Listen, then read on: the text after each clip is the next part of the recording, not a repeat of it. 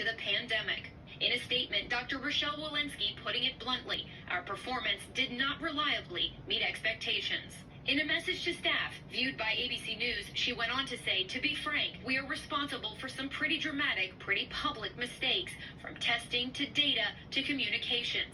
As an agency, even with all the terrific work we do, we still suffer the consequences from these mistakes. Walensky herself calling for that review, studying the CDC's handling of the pandemic during both this and the previous administration.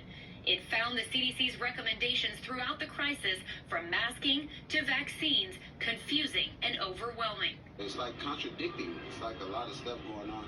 Oh, don't do this, don't do that, and then we have to listen to both. The director now vowing to implement major changes, including to the center's website, which the review said is not easy to navigate, as well as staffing shakeups and sharing information faster in plain language, easy to understand. But as the CDC tries to move from tackling the COVID crisis to the rise of monkeypox, fresh criticism and concern that it took 3 months from the first diagnosed case in the U.S.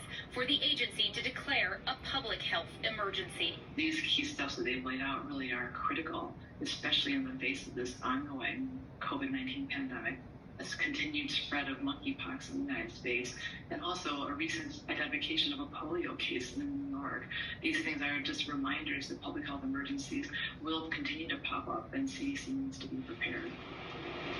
And still no clear timeline for when the CDC will implement those sweeping changes. Robin? Ariel, monkeypox cases are now hitting more than 13,000, but the administration saying it's prepared? Right.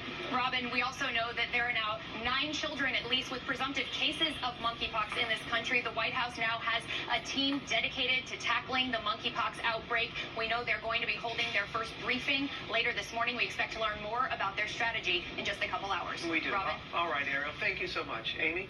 Well, Robin, now to the new developments in the search of former